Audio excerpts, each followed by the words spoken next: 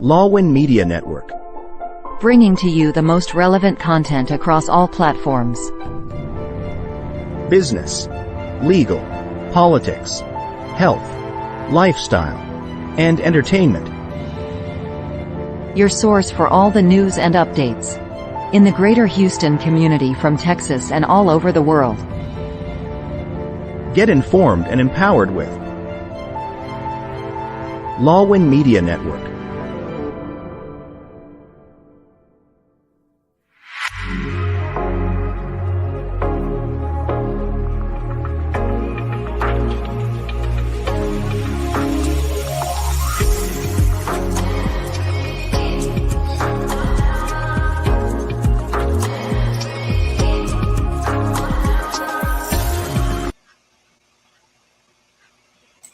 Good morning and good evening, Texas. Good morning, Philippines.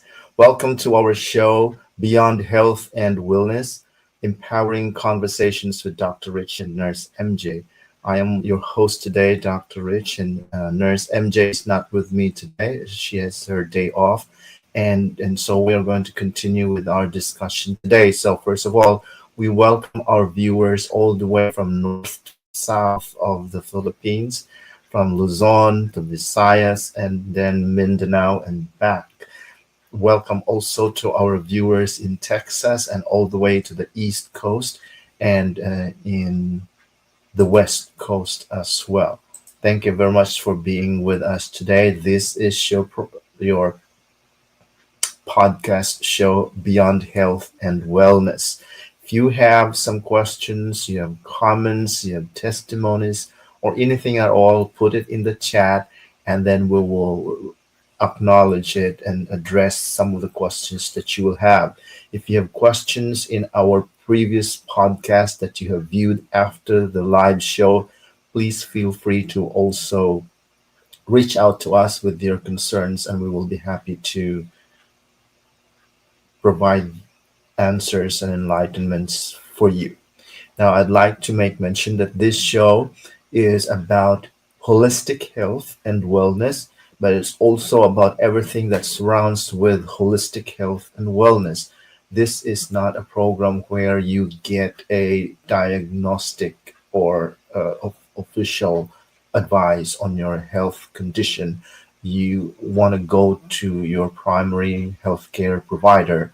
This show is a complement, is a not a complement, but a supplement for those who are needing to have more information or those who want to share information with us today. So as we start in our program, we've noticed that we started with all kinds of different things, such as the feel-good hormones that our body naturally produces. And one of the most popular was the hormone dopamine, but it is also pharmaceutically and clinically prepared.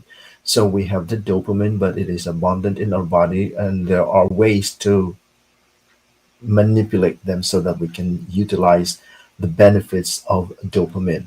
But just like anything else, and in excess of production is abnormal, and therefore it could also be detrimental to us.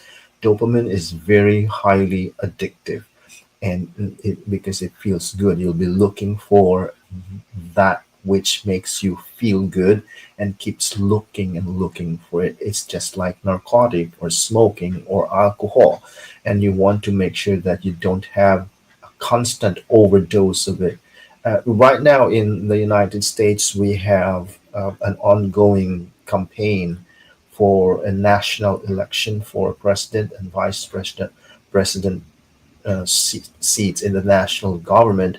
And so there's a lot of campaign trails, campaign ads that's all going on in social media. These are all mechanisms to drive out different kinds of feel-good hormones in the viewer's body. And dopamine is when they make feel good because their candidates are aligned with them, or they're aligned with their candidates, or they don't feel good because they are not aligned with it. So it works the same thing. And we have the other one, which is oxytocin. It's also, I would look at oxytocin as a pain reliever, the one that relieves you of pain. It is oxytocin, but really what it is also is the human feel, the feeling of being human, the feeling of relatedness. So those hormones that are released in your body is called oxytocin. But then we pivoted on that in our discussion to what's very popular craving for people of day to day, and that is sugar. And we talk about a lot of things that relates to sugar. And MJ has shared to us about her experiences when she's taking some kind of a food supplement that has affected her sugar content in her body, or sugar intake, or lack of sugar intake.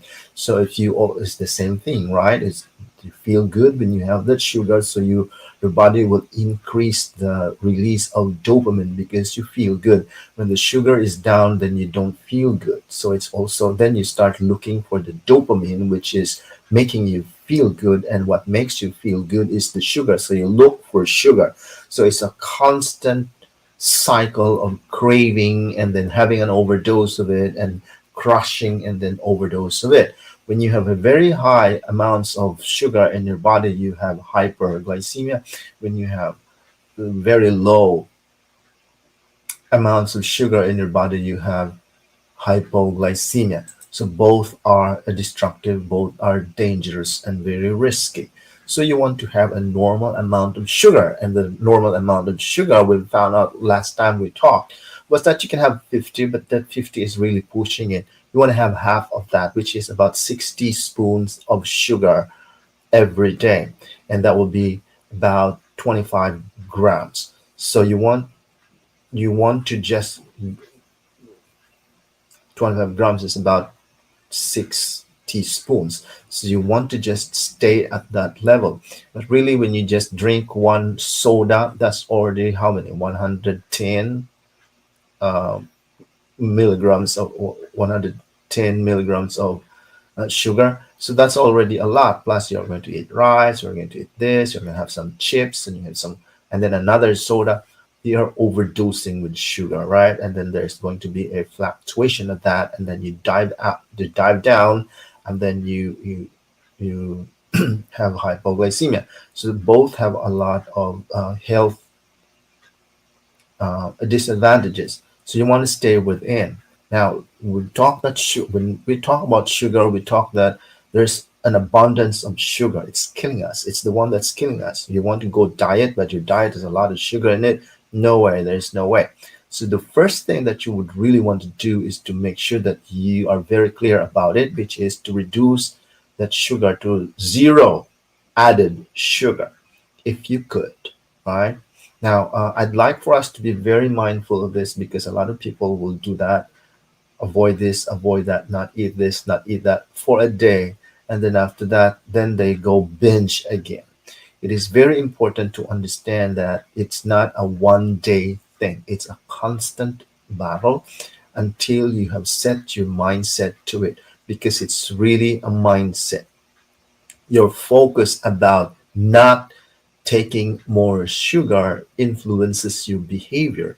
And when you're focused on that goal, you naturally start making choices that align with them, so that you will prioritize activities that move you closer to what you want, which is reduction of your sugar.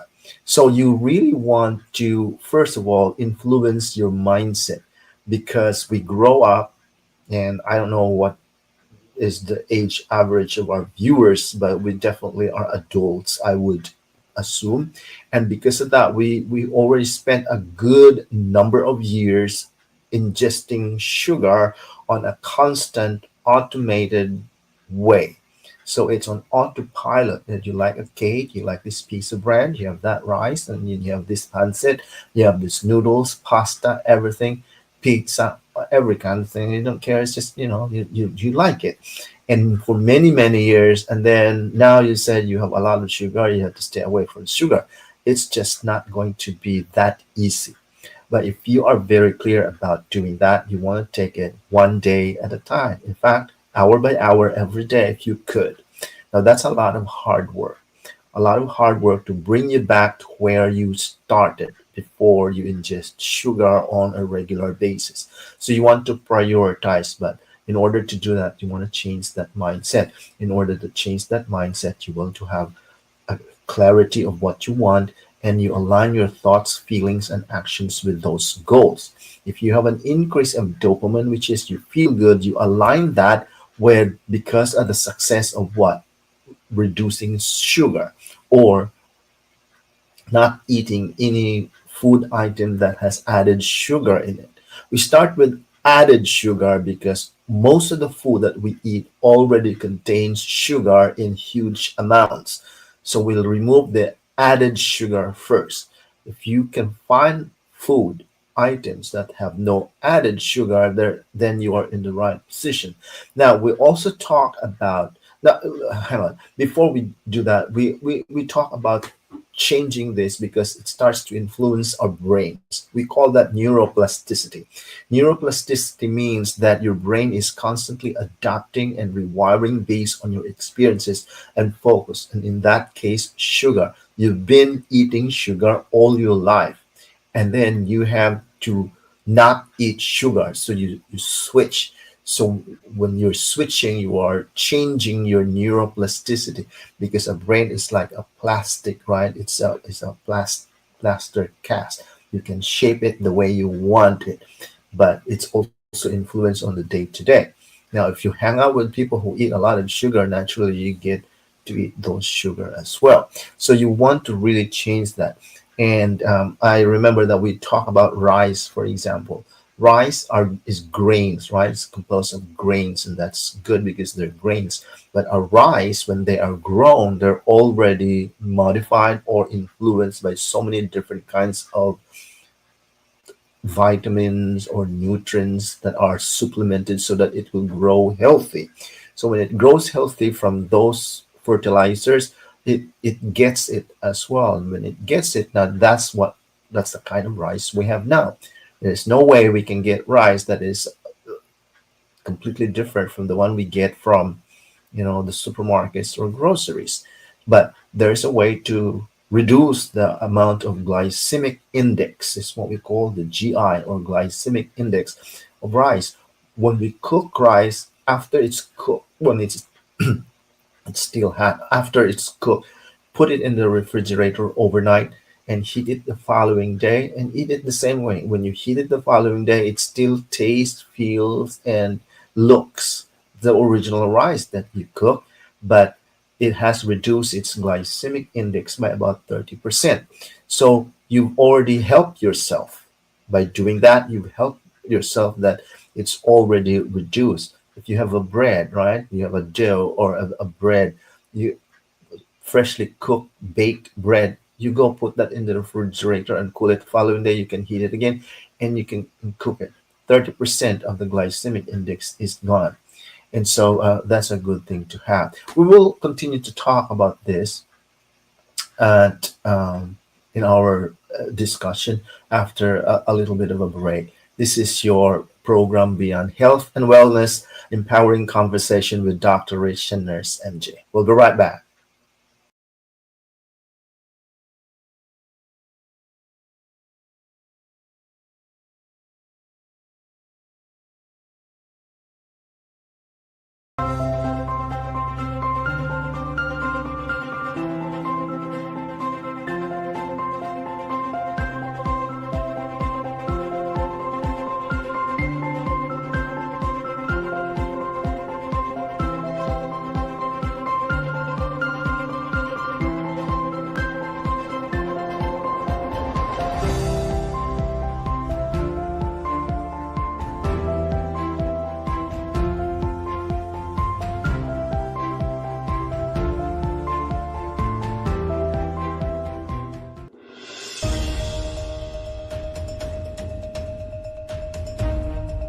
In a world cluttered with information, where truth is power, Law and Weekly News stands apart. We delve deeper, uncover facts, and bring stories to light.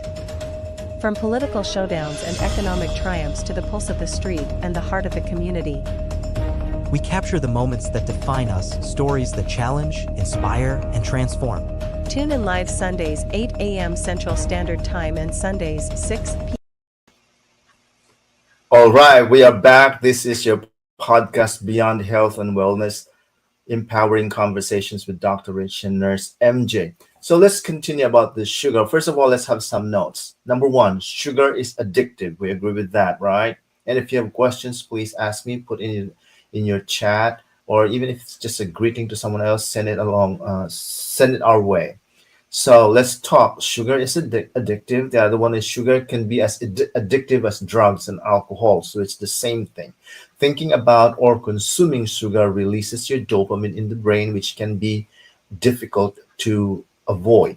And the other one is sugar can cause chronic pain. So if you want to reduce your pain, reduce the sugar first.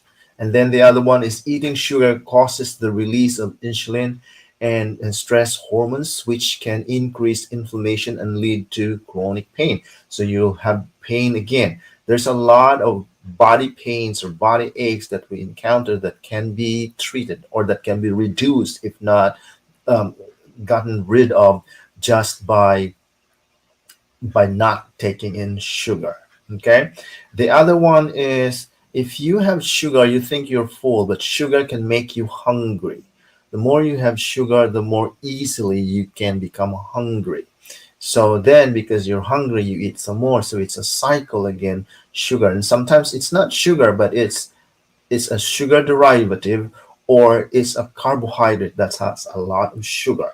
Usually when it's carbohydrate, it has simple sugar. So it's still going to be sugar. And then sugar affects the part of the brain that controls appetite, making you feel hungry even when you don't need to eat. Even if you've already eaten, you still feel hungry because of the sugar. Sugar can also suppress your immune system. So when your immune system is suppressed, there is no more protection from your body, because your immune system is the army of your body that protects you from any attacks that causes diseases. So when you have an immune system that is weak or malfunctioning or not functioning at all, then it's easy to get all those kinds of diseases and infections in our body. Number one of that is cancer. Okay. And then of course, other kinds of other autoimmune diseases and all kinds of infection. The other one is when you consume a lot of sugar, you can suppress the immune system by about 45% for up to 5 hours. So 5 hours, your immune system is weak. And you think, why did I have flu? I have a vaccine. Well, for those 5 hours, your body was weak. And so then you got the attack. Now, here's the thing. Our immune system is protecting our body 24 hours a day. And for one of those immune cells to be defeated, it will take about 100 or over 100 attacks before it gets defeated.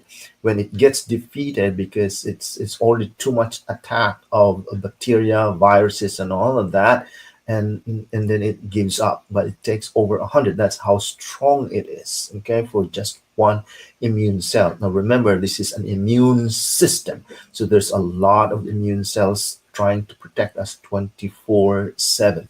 And if we take a lot of sugar, it will decrease the ability of our immune system to protect us. The other one is very important, which is, I think, a particular popular to our viewers, is that sugar can make you age faster, right? Because of your skin. If you remove sugar in your meals, in your food intake, you can easily notice changes in your skin first. It will prevent, what do you call it thing? It will prevent you from aging too quickly. So it will, because it will sugar intake will make you age faster. It speeds up the aging process by increasing the oxidation and the cell division and breakdown in the body.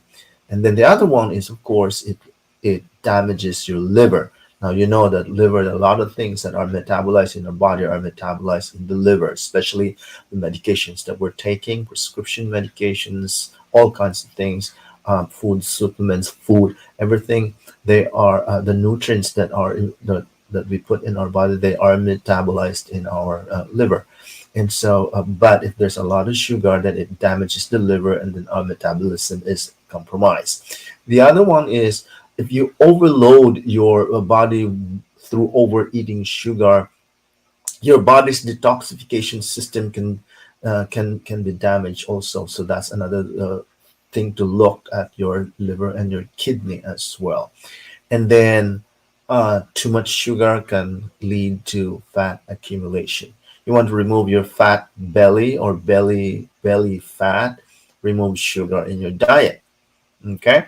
And then the other one is that when you have all those fat accumulation, then it increases your chances of developing number one, type 2 diabetes, heart problems, number two, and number three is your fatty liver disease. There's a lot of things that you and I can do to benefit our body by just removing. First of all, we'll start with added sugar.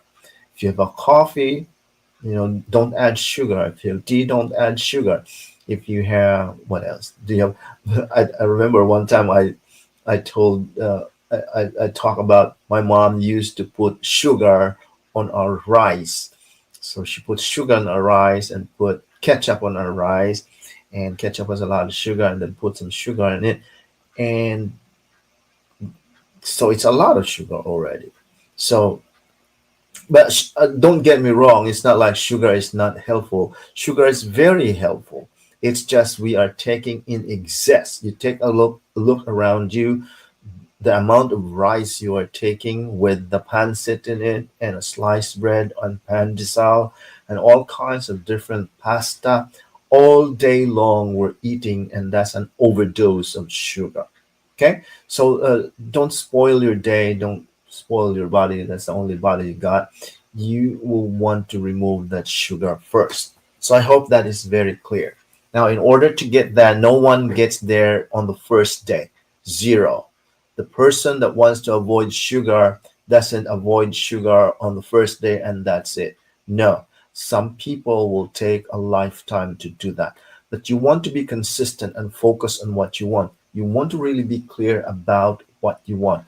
If you want to improve your health, you want to focus on removing that sugar in your diet first. Okay, because that reshapes the brain, and then that supports the reality about how do you want to look like, what do you want to look like, or how do you want to live or lead your life. So it's important in that manner. Our brain, our brain, it is important for us to know that our brain has a built-in negativity bias. Anything that is told to us for the first time, for the second time, for many times, our body, our brain particularly, is opposed to it.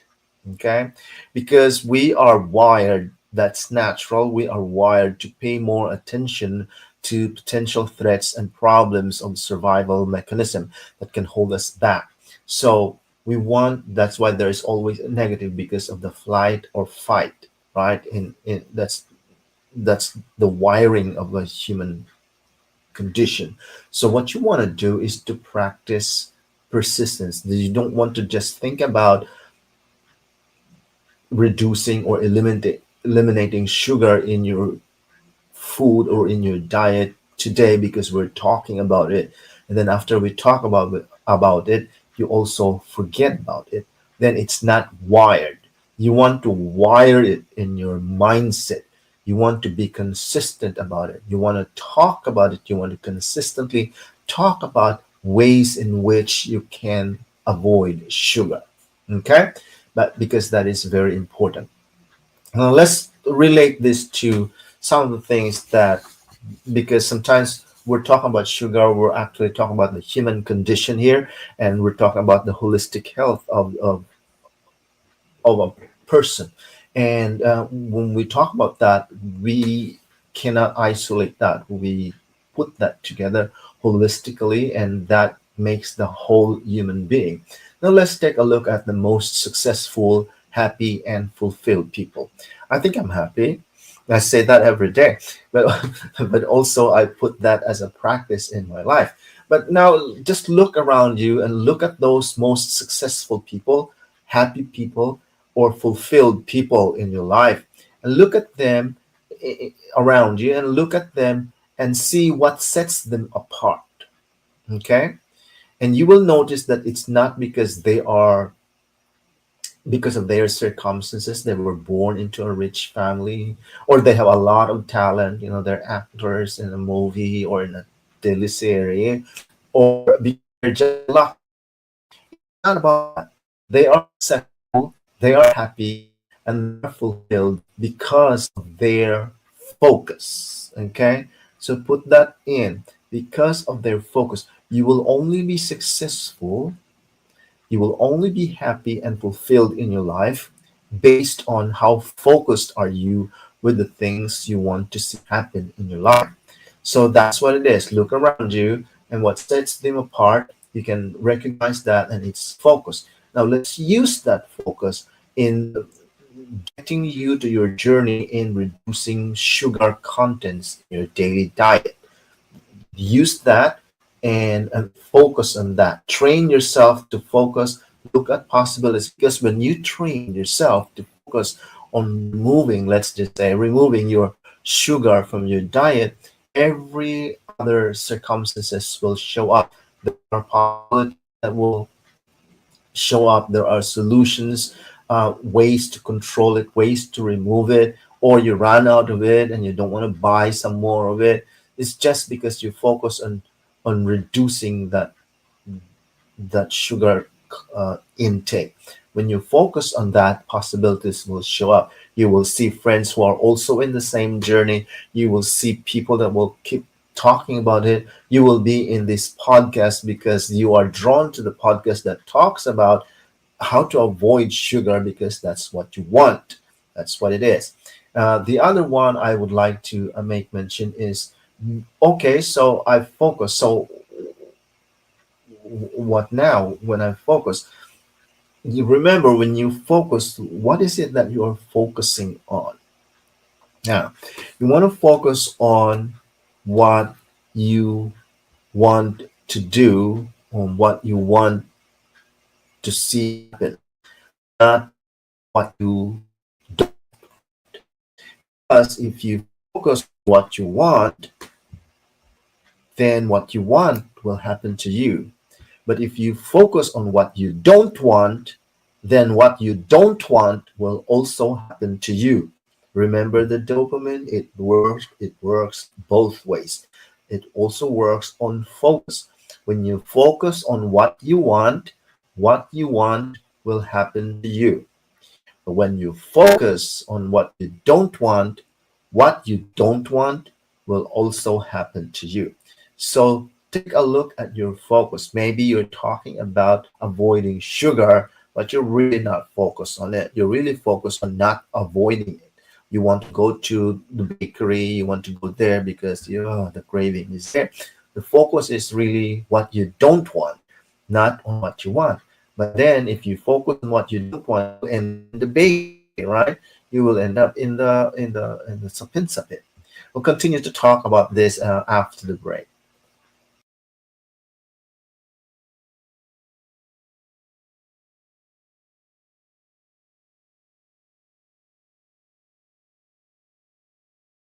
In a world filled with fleeting moments, there's beauty waiting to be captured. My name is Christian, and I specialize in immortalizing your most precious memories, from elegant weddings to vibrant events and timeless portraits. I'm here to make every moment unforgettable. Let me tell your story through the lens. Contact me today and let's create magic together. Are you ready for engaging conversations on education, teaching strategies, trends in the classroom? Tune in to Teacher Talk, live Chikahan, with your hosts, Teacher Cora and Dr. Claire. In each episode, we'll dive into meaningful discussions, share insights, and connect with fellow educators. Don't miss out on the fun and camaraderie. Grab your coffee and join us for some lively chikahan. Every Saturday, 9 a.m. Central Time, 10 p.m. Philippines.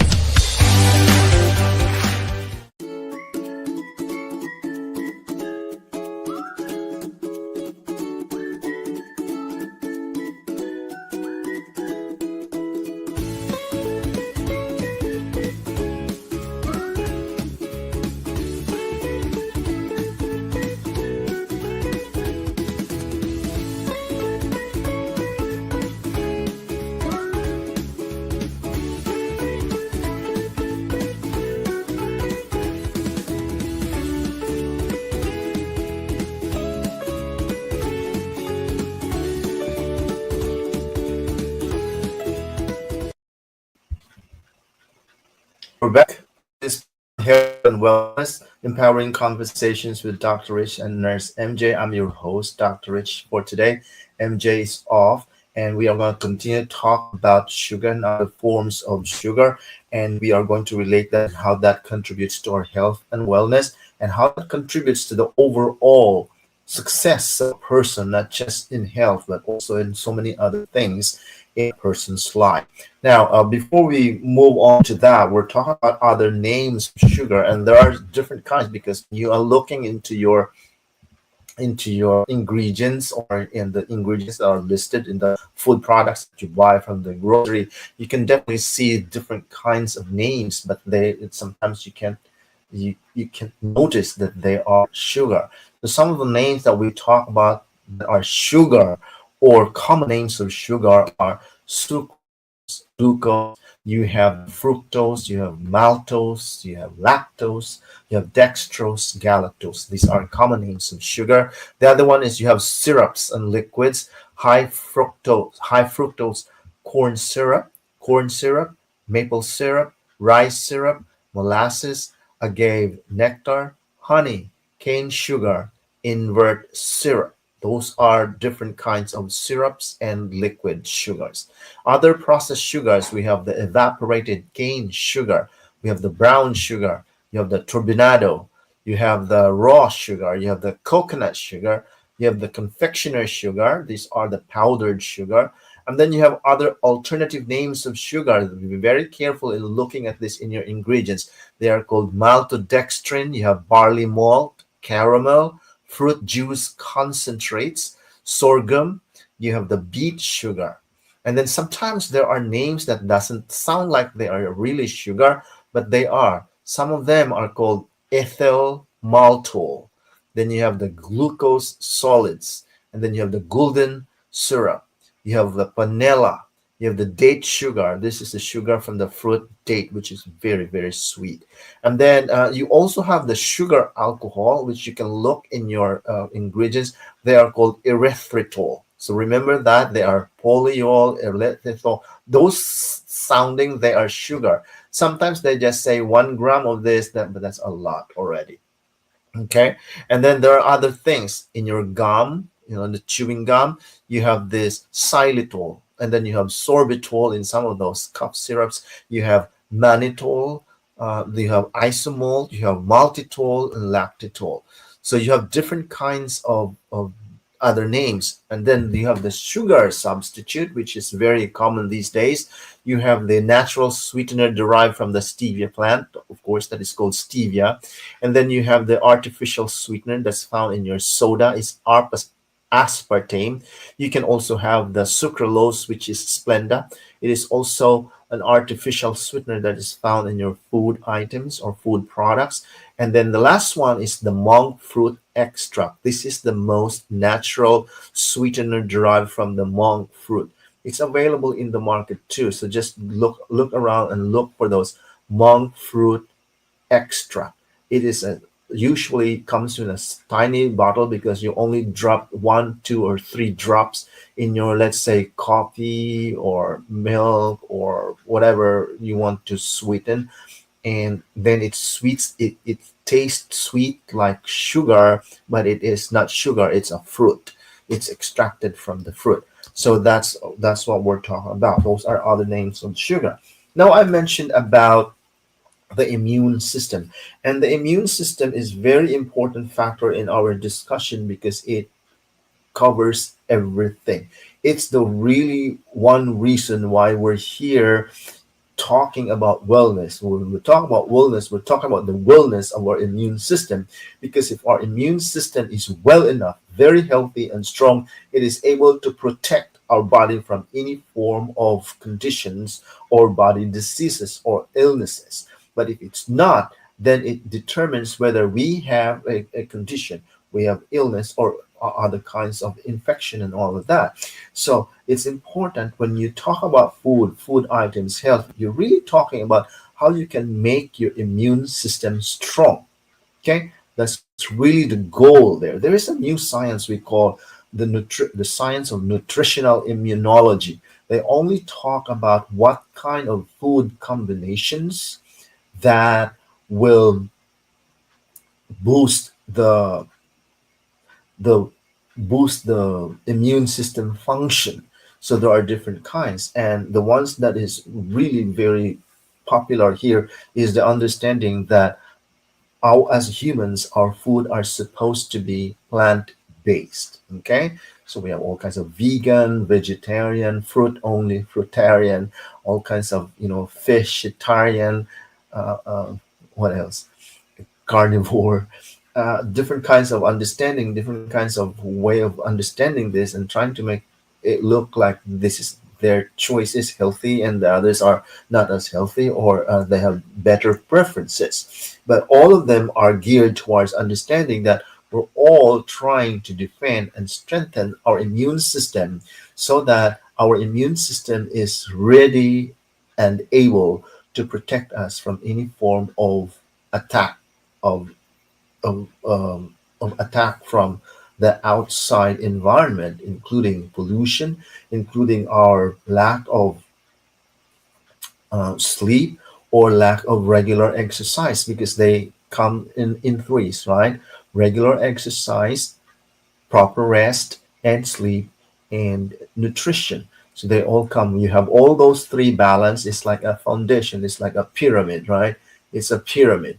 When it's balanced, you have rest, exercise, and nutrition. You're healthy. And if one of them is not focused or is not up to par, then you're vulnerable to attacks. And so your immune system will try to defend you. And if it's not able to defend you, it's only because you're not able to strengthen the immune system, or that your immune system is not strong enough. Let's say years and years of smoking. It doesn't protect your immune system, right? It doesn't strengthen your immune system, but it weakens your immune system. It's the same thing with sugar. Years and years of ingesting sugar, eventually your immune system will give in and says, I'm done. There's too much sugar. I can only do too much. And so then now it's time for those diseases to come in. Number one of them is your type 2 diabetes, and all kinds of heart diseases, and all kinds of infection and inflammation, and chronic diseases. So they are the most important part of why our immune system needs to be strong is because there is a disease condition that until now the entire healthcare industry or science is trying to find a cure, and that is cancer. And so then it comes in, right? But that's because your immune system is not able anymore to protect you from a cancer cell attack. Cancer cells is a pretty abnormal division of cells in your body in a form of when it's already it's fast enough, it forms a tumor, right? A tumor is formed in your body. Sometimes we call that a cyst, but it's a growth, right? But a tumor is formed in your body because your immune cells or your immune system is trying to confine them so that they will not spread. They stay there, and that has to be removed, because how long will your immune system be able to confine it, right? But even if that is a tumor, the tumor is still connected to the blood vessel. So there's going to be a blood supply there in and out of those diseases. or those malfunctioning cancer cells. So that really is a very important and serious subject matter to think about, because our body's immune system is working so hard to protect us and confining all those attacks, but it can give in because instead of helping our immune system, we help the other side that our immune system is working against, and that is the attacks of cancer cells. So it is very important for our immune system to be strong, and that's what everybody's goal is, to find those diet nutrition that will help you your make your immune system strong, so that it is able to protect you from diseases and disease conditions. Okay, now the question is, well, if I'm not able and to protect my body, or my immune system is no longer able to protect my body, and there is that disease, can I still get cured? Yes, if there is a cure for that condition, then you can still get cured based on that condition if your body aligns with it. Or if there's no cure, probably you can be treated, right? These are two different things: treatment and cure. For cancer, there is no cure, so it's going to be just a treatment. Sometimes you will have a remission for that condition, and sometimes it's very quick, and sometimes it takes a long time, but all of them will still deteriorate. Okay, so it is very important to just go ahead and do as much as you can to protect your body from cancer cell attacks or diseases by strengthening your immune system on a regular basis. So that's the nutrition part. The other part of that is your rest and sleep. You don't want to just keep being awake. Sometimes we boast ourselves that I'm awake for 24 hours, I'm so good. You're not really helping your immune system. You are helping the opposite of your immune system. You are helping your body to get sick quicker and easier, because that's the other foundation of health: rest and sleep. We get about 8 hours of that. The other one is, of course, your exercise, and it has to be regular. Now, when we say exercise, we don't necessarily mean you go to the gym and up body, all of that. We mean movement. You want to keep using body's movement. If you don't use it, you lose it. So it's really movement that is very important there for us to be able to meet the requirements of exercise. That is, move. If I'm sitting here for like 3 hours and just talking and talking without moving, then that's not really helping my body, does it? And it's the same thing with all of us. When we're at work, a lot of us are working, so you need to move every so often. Say, for me, I have a regimen of every 30 minutes. I move for about 10 to 15 minutes and then go back in intervals of that. I need to move those parts of your body. And of course, walking is one of the best exercises we have. We can. So all this, we want to make sure that those three: exercise, which is regular, and you have proper rest and sleep, and your nutrition is the one that will strengthen your immune system. And then we're talking about sugar. That's part of the nutrition. That's what it is. Okay, when we come back, we'll talk about connecting this sugar with all the other with one other item that we will talk that is related to this conversation as well. We'll be right back. This is Beyond Health and Wellness, empowering conversations with Dr. Rich and Nurse MJ.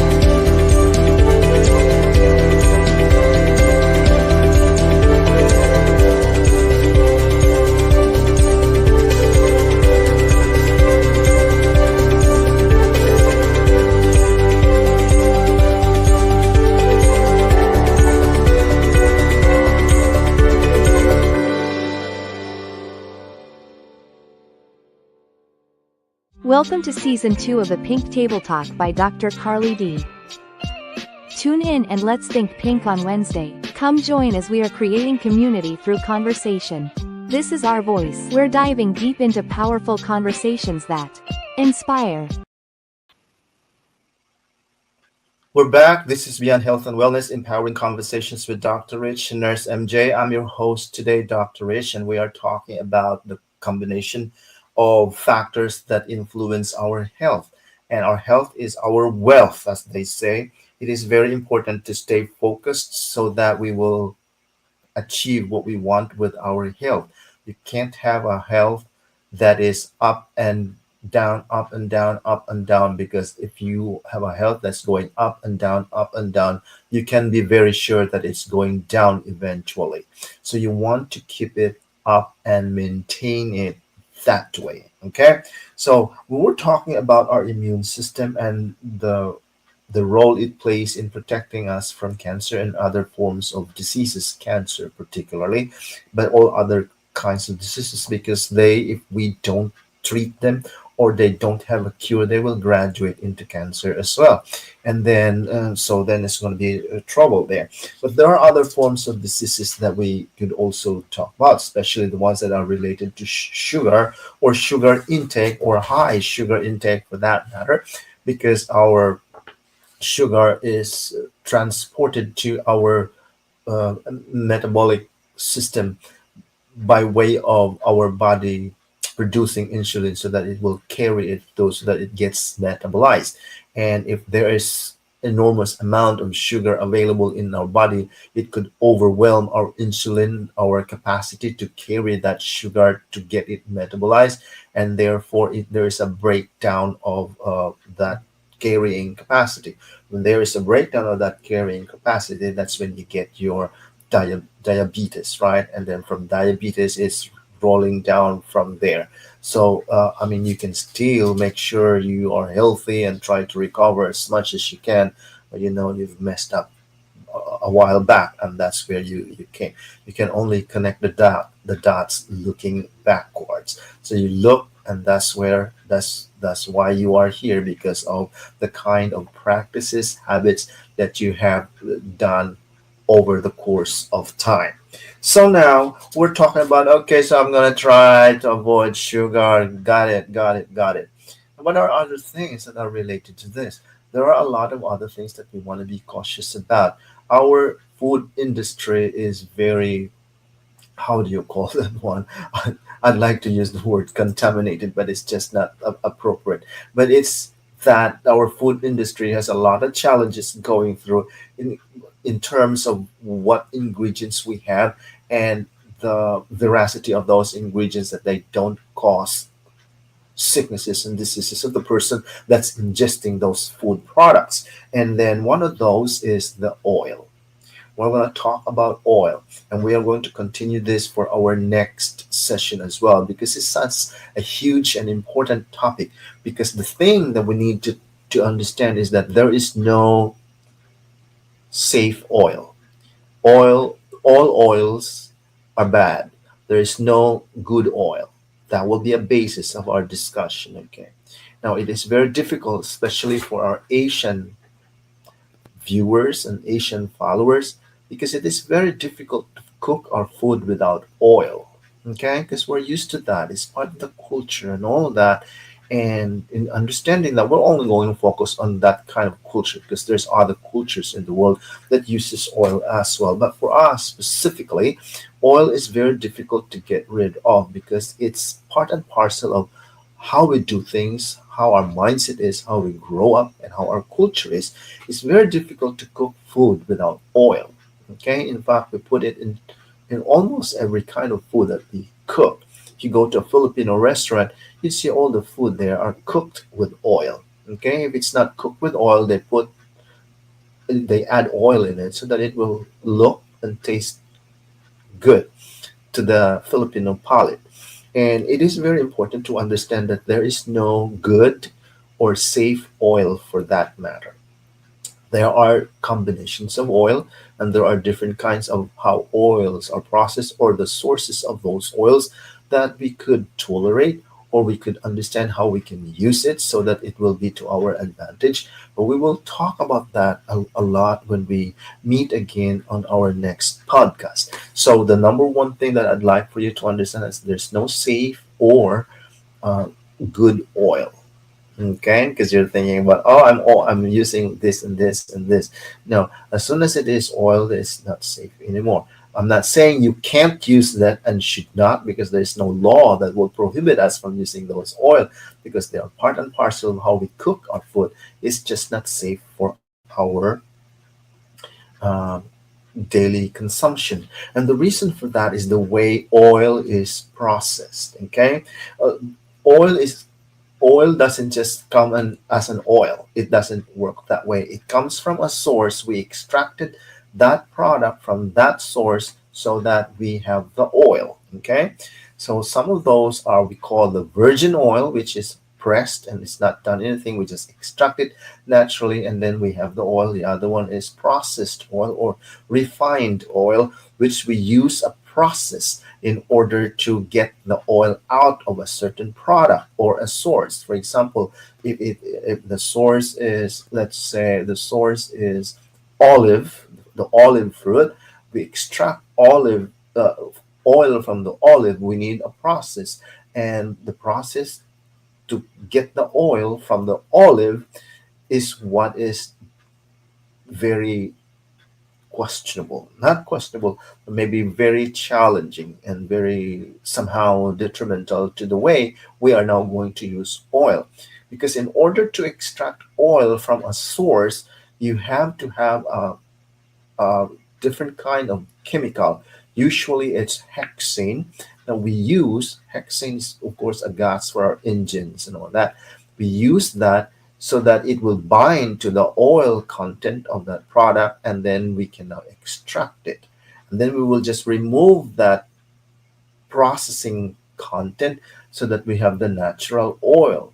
But how much of that content or chemical that is removed from the oil, is it not complete, or how much was we can tell? And there's no safe level of no hexane, for example, content in a particular oil product, because that's why the oil is extracted become an oil, because of that chemical process. It's just like processing your drugs and your solutions. It's processing your vitamins, right? In order to get vitamin C from an orange fruit, you want to have a process to extract that vitamin C and isolate it. In order to isolate it, you want to put a chemical there so that it will pick only the vitamin C and isolate it and put it in a capsule. That's how you get your vitamins. It's the same process with your oil. We extract it with a chemical process. Now you have an oil. And that oil is now very dangerous, right? It's not helping our body. And we can say, well, it's safe because I don't really ingest the whole bottle of it, but just a little portion of it. But we don't know how much is so much and how much is less, or how much is okay. And sometimes we put some more. And we have this practice of, when we cook with oil, we put oil in our pan or frying pan, and make sure that it is hot enough. We heat it, and we sprinkle salt or water, and then it splatters. And then when it splatters, oh, it's already hot. It's already hot enough. It's boiling. So it's time to cook our vegetables on it, our meat on it, our fish on it, and then we start cooking. By the time our oil starts boiling or splashing or smoking, it's too late. We have broken down the chemical composition of oil into a toxic form. And so, but it's still there. You can't remove it because it's combined in your meat, in your fish, and your vegetables. It's all there, but it's already broken down. It's no longer oil. It's a derivative of oil because of the heat that we heat it with.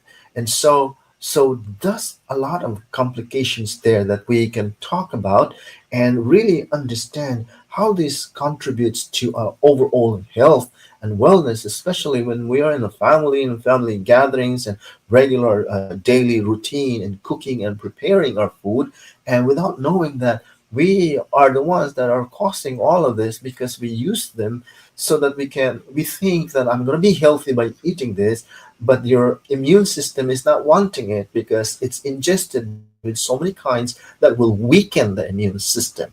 For example, we'll talk about meat and oil. So meat, for example, when you eat meat, after you eat meat and you have your fill, it's different fill when you don't eat meat, right? But if you're eating meat, and then after a while you feel so tired and wanted to go to sleep and take a nap because you're so tired. Your body is working so hard to metabolize, to digest the meat products that you are eating, because in that meat product it weakens the immune system. The meat product has prostaglandin, okay, that chemical substance that's natural in the meat. We call that prostaglandin. Is a protein, and that protein, when it gets into our body, it's